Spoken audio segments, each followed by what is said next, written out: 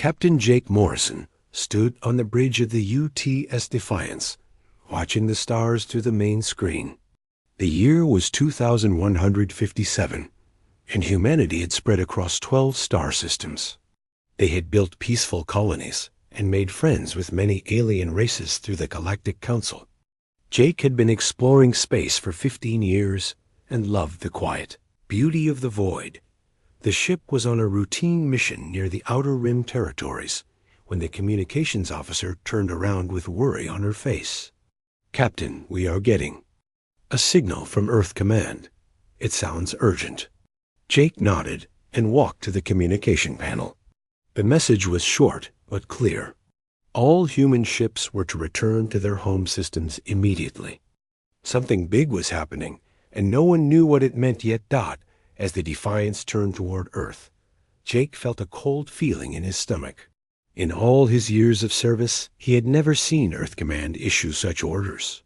The journey would take 3 days, and Jake spent most of that time wondering what could be so important. When they reached Earth orbit, Jake saw something that made his blood freeze. Hundreds of alien ships filled the space around his home planet. These were not the friendly vessels he knew from the Galactic Council. These ships were dark and covered with weapons. They looked like they were built for one purpose only, and that purpose was war. The alien fleet belonged to the Zephyrian Empire. Jake had heard stories about them, but had never seen their ships before. The Zephyrians were a group of 3 different alien races who had joined together to conquer other worlds. They believed that only the strongest species deserved to live, and they thought all other races were weak and worthless. Admiral Kral Vex was the leader of the Zephyrian fleet. He was a tall creature with gray skin and cold black eyes. His species had sharp teeth and claws that could cut through metal. The Admiral had destroyed many worlds and killed millions of beings from dozens of different races. He enjoyed causing fear and pain. The Admiral sent a message to every human on Earth and in the colonies. His voice was deep and filled with hate. "Humans, you are weak and pathetic creatures. Your worlds belong to us now. You have 72 hours to surrender completely. If you do not surrender, we will kill every one of you. We will burn your cities and destroy your ships. No human will be left alive." President Lisa Campbell called an emergency meeting in Washington. She was a strong woman who had led humanity for 8 years. She had worked hard to keep peace with alien races, but now she faced the biggest threat in human history. The president sat in the Situation Room with her top advisors trying to figure out what to do. Defense Secretary Chris Johnson spread out reports across the table. The numbers were terrible. The Zephyrian fleet had over 800 warships. Each ship carried weapons that could destroy entire cities in seconds. The alien technology was far ahead of anything humans had built. Their shields could stop human weapons, and their guns could cut through human armor like paper. "We have maybe 200 military ships in total," Chris said with a grim voice. "Most of them are exploration vessels like the Defiance. We have some warships, but nothing that can match what they brought. If we fight them in space, we will lose in hours." The aliens had already shown their power by attacking Europa. The mining station there had 15,000 workers living in sealed domes under the ice. The Zephyrians destroyed it with a single shot from one of their smallest ships. The blast was so powerful that it melted the ice and created a new crater 20 miles wide. But something unexpected began to happen across human space. Instead of panic and surrender, people started to get angry. On Mars, a factory worker named Danny Rodriguez gathered his friends and neighbors. He told them that no alien race had the right to tell humans where they could live. Danny started organizing groups of people who were ready to fight even if they had no military training. Dr. Amy Foster worked in a research lab on the moon. She was a quiet woman who studied quantum physics and had never thought about war before. But when she saw the images from Europa, she felt a rage she had never known. Amy volunteered to help turn her peaceful research into weapons that could hurt the aliens. Even children wanted to help. Katie Wells was only 16 years old, but she convinced her parents to let her join the resistance training programs. She said she would rather die fighting than live as a slave to alien masters. Thousands of other young people said the same thing. President Campbell watched the reports coming in from across human space. People were not running away or hiding in fear. Instead, they were getting ready to fight. Factory workers were converting their plants to make weapons. Scientists were working day and night to find ways to hurt the aliens. Farmers were learning to use explosives. Even old people who could barely walk were asking how they could help. The president made her decision. She would not surrender humanity to creatures who thought of humans as insects. She recorded a message that would be sent to every alien race in the galaxy. Her voice was calm, but her words were like ice. To Admiral Kralvex and the Zephyrin, Empire, you came to our worlds demanding surrender. You killed innocent people to show your power. You think we are weak because we choose peace over war. You are wrong. Humanity chooses peace because we are good at it. But we are even better. At war, you demanded war from us. Humanity replies, prepare to be wiped out. Admiral Kralvex laughed when he heard President Campbell's message. The sound was like metal scraping against stone. He thought humans were making empty threats because they were scared. In his long life, he had conquered 47 different worlds, and every species had tried to sound brave at first.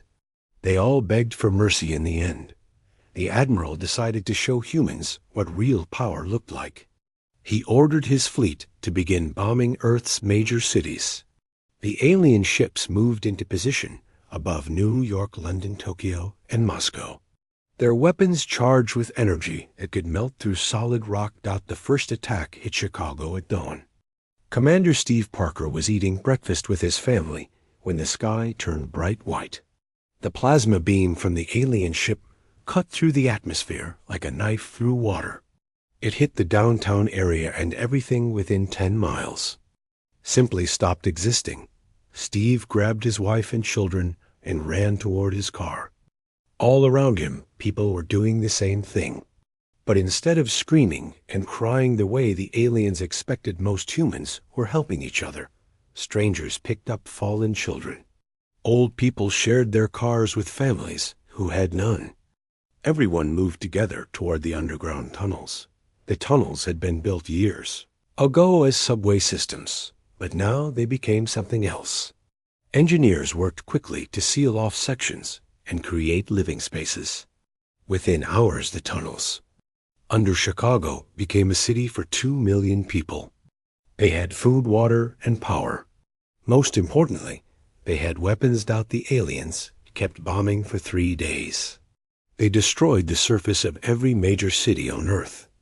But when their sensors scanned for human life signs, they found something impossible. Instead of millions of dead bodies, they found millions of living humans hiding underground. The people had not died. They had just moved deeper. Lieutenant Colonel Maria Santos commanded a group of soldiers in the tunnels under Mexico City.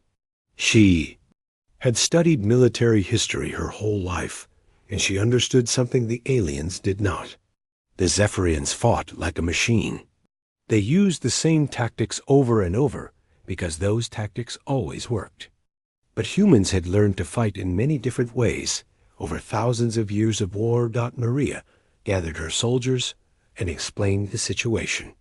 These aliens are used to easy victories. They show up with big ships and everyone surrenders. They have never fought an enemy that refuses to quit. We are going to teach them what real war looks like. The aliens made their first big mistake when they landed troops in the destroyed cities. They expected to find scared humans hiding in ruins. Instead, they found empty streets and silent buildings. The real humans were watching from hidden positions with weapons ready. Dr. Amy Foster had been working without sleep in her laboratory. under Mount Cheyenne. She had pieces of alien technology that fell from damaged ships during the bombing. The alien devices were amazing, but they had one weakness.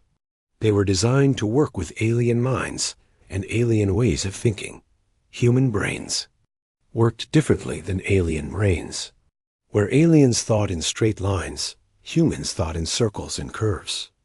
Amy discovered that human neural patterns could make alien technology do things the original builders never imagined. She took a simple alien energy cell and modified it with human engineering. The result was a weapon 3 times more powerful than what the aliens had. Captain Jake Morrison received new orders while his ship was still in Earth orbit. He was to take a small group of volunteers and try to capture an alien command vessel. The mission was almost certainly suicide, but Jake did not hesitate. He gathered 50 crew members who were willing to die for their species. The plan was crazy and desperate. They would use small civilian ships to get close to an alien vessel. The civilian ships looked harmless, so the aliens might not shoot them immediately. Once they got close enough, the humans would board the enemy ship and try to take control. Jake chose his target carefully. It was a medium-sized Zephyrian cruiser that stayed away from the main fleet. The ship had about 300 alien crew members. Jake had 50 humans with basic weapons and no real plan except to fight until they won or died. The boarding operation began at midnight. Jake's team launched from hidden positions behind Earth's moon. They used old cargo haulers and mining ships that the aliens would not see as threats. The humans had modified their ships with extra armor and hidden weapons. When they got close to the alien vessel, Jake made another desperate choice. His people had been working on emergency genetic modifications that would let humans survive in space for short periods. The treatment was dangerous and painful, but it would let them fight without bulky spacesuits. The aliens were shocked when humans cut through their hull and came inside breathing vacuum. The Zephyrians had never seen anything like it. Humans were supposed to be weak creatures who needed machines to survive. But these humans were fighting in hard space with their bare hands. The battle inside the alien ship was brutal and quick. The Zephyrians were better armed and stronger than humans, but they had never fought an enemy that simply refused to die. Humans with terrible wounds kept fighting. Humans with broken bones crawled forward to attack. Humans who were dying used their last breath to help their friends. Jake himself killed the alien captain in hand-to-hand combat. The Zephyrian was twice his size with claws like razors. But Jake had something the alien did not understand. He was fighting for his children, and his wife and every human who had ever lived. That gave him strength that could not be measured. When the battle ended, Jake's team had captured their first alien warship. 28 humans had died, but they had proven something important. Humans could fight aliens and win. The news spread quickly through the underground cities on Earth, and colonies in other systems. The Zephyrians began to understand that this war would not be easy. 6 months had passed since the war began, and the galaxy was watching something no one had expected. Humanity was not just surviving against the mighty Zephyrian Empire. They were starting to win. What was supposed to be a quick 3-day conquest had become a nightmare that kept the aliens awake at night. General Pete Williams had been promoted to lead all human military forces. He was a simple man who had grown up on a farm, but he understood war better than most people understood anything. Pete realized that humans had one advantage the aliens could never match. Every human civilian was a potential soldier. The Zephyrians fought with organized armies that followed strict rules and clear command structures. When their officers died, the soldiers became confused and easy targets. But humans fought differently. They had no single leader who could be killed to stop them. Every human town and city had become its own small army. Engineer Nicole Brooks had been working on race cars before the war started. She knew how to make things go fast and hit hard. Nicole gathered her team of mechanics and started converting civilian spacecraft into weapons. They took ordinary cargo ships and filled them with explosives. They took passenger shuttles and turned them into guided missiles. The alien shields could stop sophisticated military weapons, but they were not designed to handle simple brute force. Nicole's modified shuttles were basically flying bombs driven by humans who did not expect to survive. The shuttles would crash right through the alien shields and explode inside enemy ships. The psychological effect on the Zephyrians was devastating. They could understand dying in battle against other soldiers, but they could not understand creatures that would fly their ships directly into enemy vessels just to kill a few aliens.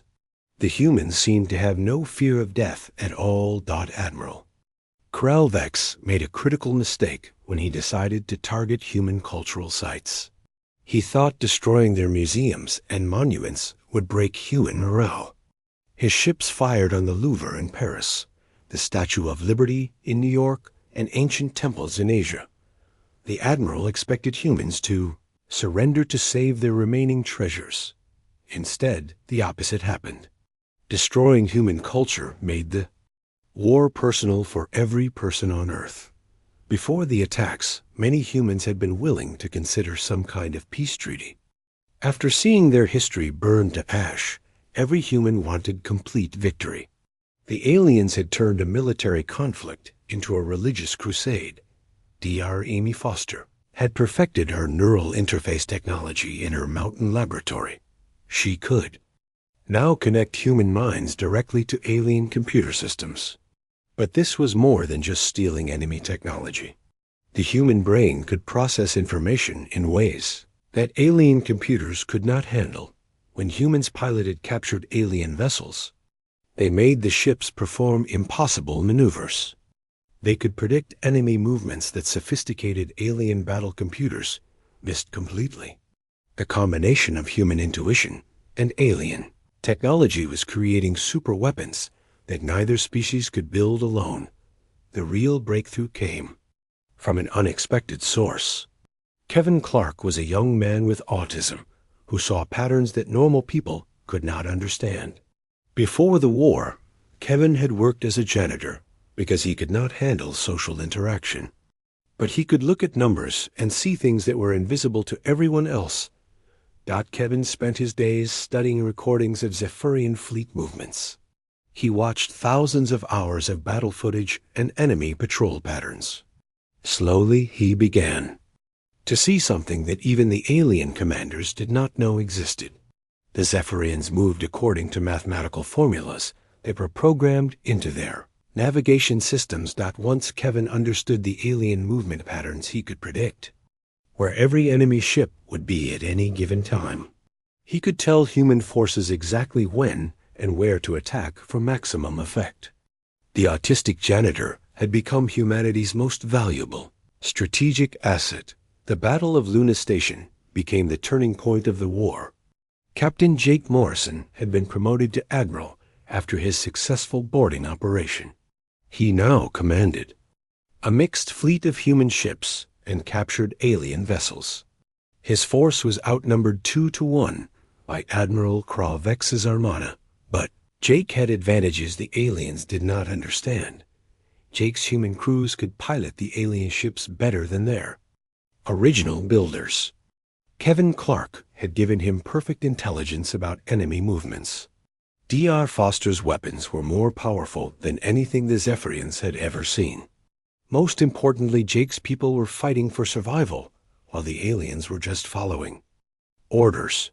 The battle began when Jake's fleet appeared suddenly from behind Luna's far side. The humans had been hiding there for weeks, waiting for Kevin to tell them the perfect moment to attack. The alien formation was spread out and vulnerable, just as Kevin had predicted. Jake's ships hit the enemy fleet like a hammer striking glass.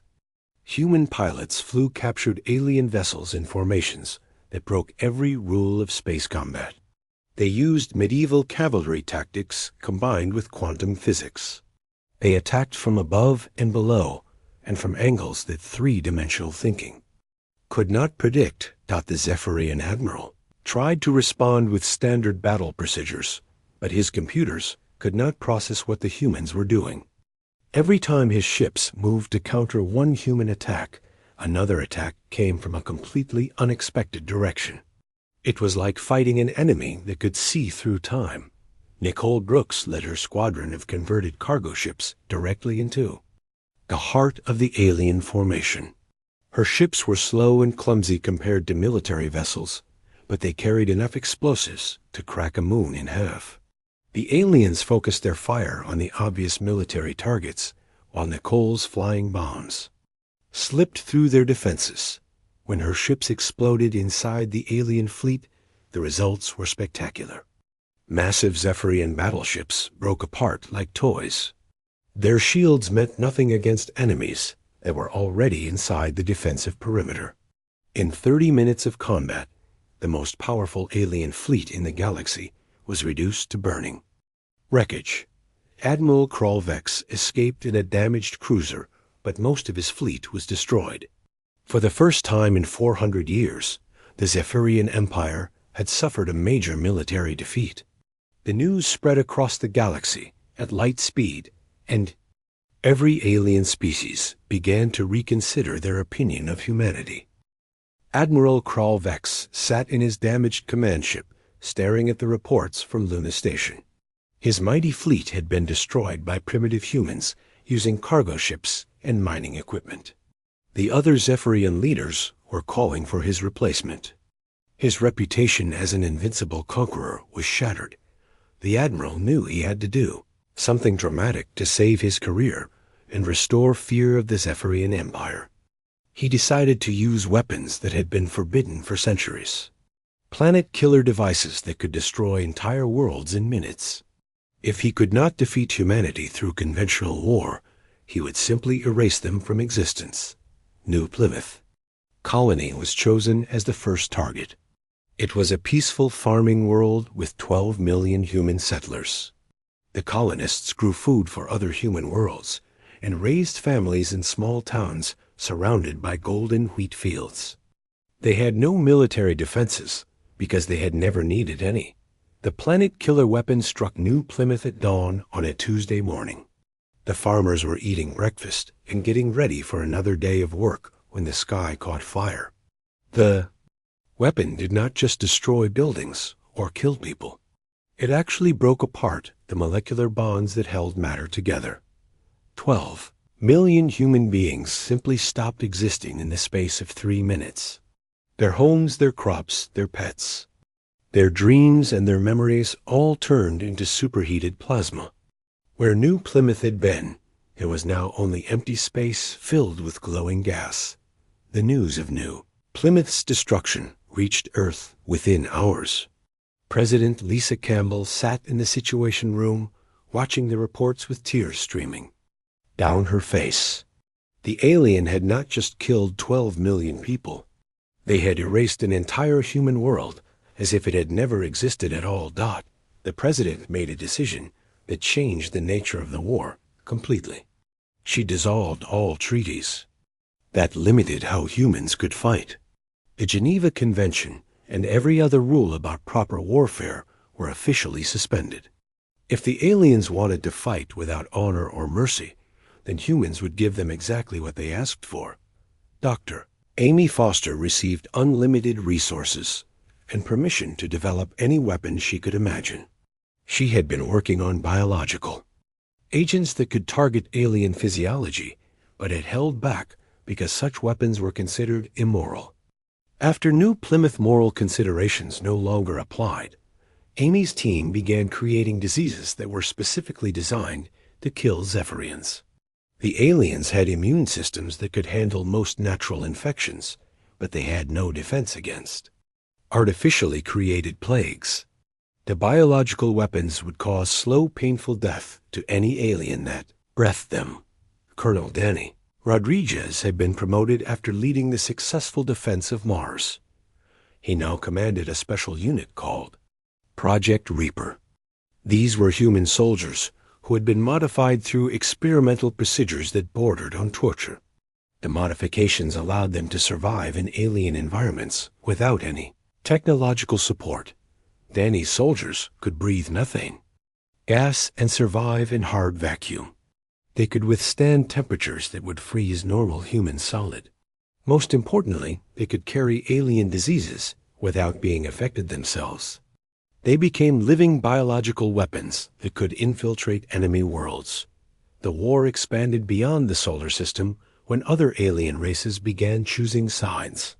The peaceful Altarian Republic had always been neutral in galactic conflicts, but they secretly sent advanced technology to human forces. The Altarians had been conquered by Zephyrians centuries ago and wanted revenge. The Vegan Confederacy officially remained neutral, but they began allowing human ships to use their space stations for fuel and repairs. Other species that had been dominated by Zephyrian military power started to hope that humanity might actually win the war. Captain Jake Morrison discovered that human emotional responses gave tactical advantages that no computer could calculate. When human commanders got angry, they made decisions that surprised alien battle computers. When humans felt desperate, they took risks that logical minds would never consider. Human unpredictability became a strategic weapon. Alien fleets would position themselves to counter rational human tactics, only to find that humans were doing something completely irrational that worked anyway. Grief and rage and desperate love became resources that commanders used to win battles. The most audacious human operation began when General Pete Williams announced plans to attack the Zephyrian home system directly. Most military experts said the plan was suicide.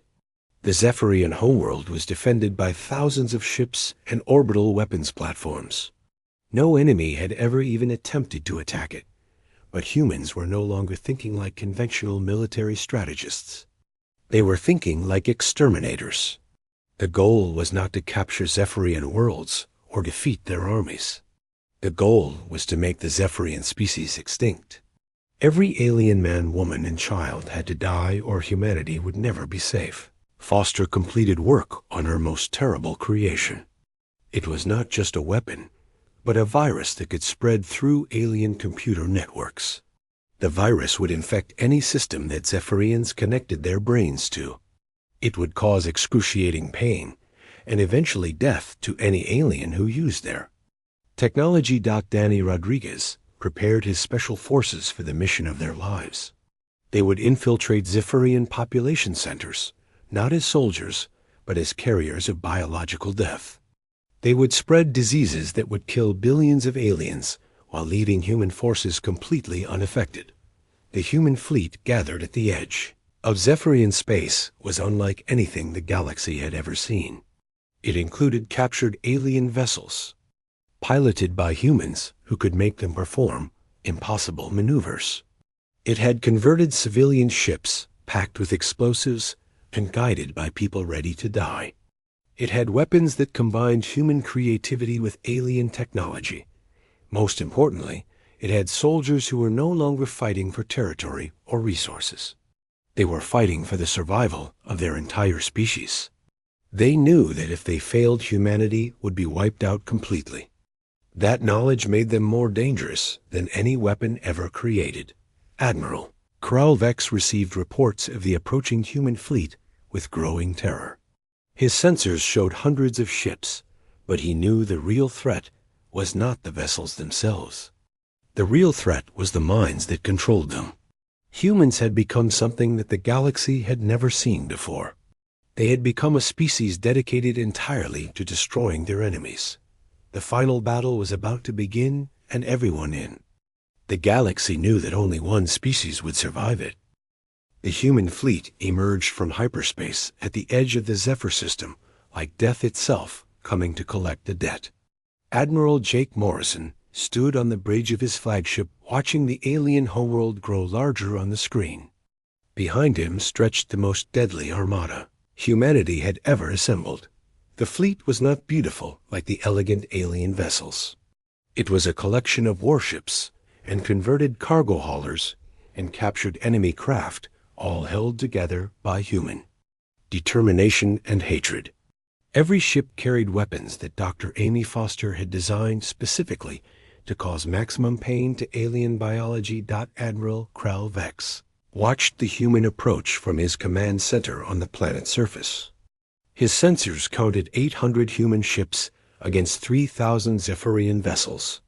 By every logical calculation, the aliens should win easily. But Krell Vex had fought humans before, and he knew that logic meant nothing when dealing with creatures. He had refused to accept defeat. The battle began when Dr. Foster activated her quantum virus. The weapon spread through Zephyrian computer networks faster than light itself. Every alien who connected their brain to a ship or weapon or communication device suddenly screamed in agony. The virus did not just damage their technology. It felt like molten metal being poured directly into their minds. Zephyrian ships began firing wildly as their crews thrashed in pain. Some vessels collided with each other as their pilots lost control. The mighty alien fleet started destroying itself before the humans had fired a single shot. The virus was turning their own technology against them. Jake Morrison watched the chaos in the enemy fleet and gave his orders. The human ships moved forward in formations that made no sense to conventional military thinking. They attacked from every direction at once, using tactics that combined ancient cavalry charges with modern space warfare. Colonel Danny Rodriguez led his special forces teams toward the planet's surface while the space battle raged overhead. His soldiers had been modified to survive in the alien atmosphere without protective suits. They carried biological weapons that would kill every Zephyrian on the planet within days. The landing craft touched down in the major alien cities just as the sun was setting. Danny's team spread out, quickly carrying containers of engineered plague. They did not fight the alien defenders. They simply opened their containers and let the wind carry death throughout the population centers. The space battle became a massacre as human tactics proved superior to alien technology.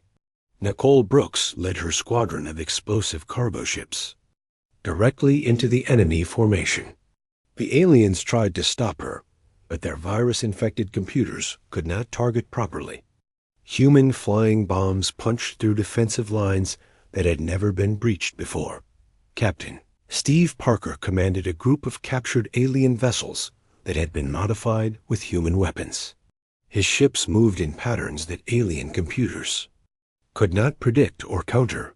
Every time the Zephyrians adapted to one human tactic, the humans switched to something completely different. The alien orbital defense platforms should have been impregnable fortresses protecting their homeworld. But humans attacked them from angles that the builders had never considered possible. Kevin Clark had studied the platform designs for months and found weaknesses that even their creators did not know existed. Foster's biological weapons began taking effect on the planet's surface. Zephyrians started collapsing in the streets as diseases destroyed their immune systems. The aliens had no defense against plagues that were designed specifically to target their genetic structure. Entire cities went silent within hours. Admiral Krell Vex tried to contact the human fleet to negotiate surrender. His proud empire was being destroyed, and his people were dying by the millions. But when President Lisa Campbell responded to his call, her words were colder than the space between stars. You demanded war from humanity. You killed our children and destroyed our worlds. You used weapons that could eliminate entire planets. Now you face the consequences of your choices. There will be no surrender. There will be no mercy. You will all die, and your species will be forgotten. The Zephyrian admiral realized that humans were not fighting a war in any traditional sense. They were conducting an extermination. Every alien man, woman, and child was marked for death. The humans would not stop until the Zephyrian species was completely extinct. Jake Morrison's fleet did not just defeat the alien armada. They hunted down every surviving ship and destroyed it. Zephyrian vessels that tried to flee were chased across light years of space and eliminated. No quarter was given. No prisoners were taken. Every alien had to die. The battle for the homeworld lasted only 48 hours. When it ended, the Zephyrian Empire, which had dominated this sector of space for 4 centuries, no longer existed. Their worlds were empty of life. Their fleets were burning wreckage. Their culture was erased as completely as if it had never been. Other alien races across the galaxy received the news with a mixture of relief and terror. The Zephyrians had been defeated, but the cost had been total genocide. Humanity had proven they were capable of eliminating entire species when threatened. Every alien government began reconsidering their policies toward human colonies. The war ended, but the price had been enormous. Earth's population was reduced by half. Several human colonies had been completely destroyed. Humanity had been forced to become something they had never wanted to be. They had become killers on a galactic scale. Dr. Amy Foster was appointed as the first director of xenological warfare. Her job was to develop protocols for dealing with future alien threats. The message she sent to every species in the galaxy was simple and clear. Humans preferred peace and friendship, but they were very good at war. Not any alien race that threatened humanity would not just be defeated. They would be destroyed so completely that other species would forget they had ever existed. The galaxy now understood that humans were the most dangerous predators it had ever produced. Years later, children in human schools learned about the Zephyrian War as ancient history. When they asked their teachers what had happened to the aliens who started the conflict, the answer was always the same. They were no longer a problem. Humans did not leave their enemies alive to threaten them again. The galaxy was at peace, but it was the peace that comes from fear. Every alien species knew that somewhere among the stars, humanity was waiting and watching. They had demanded war from the wrong species and learned too late that humans always finished what others started.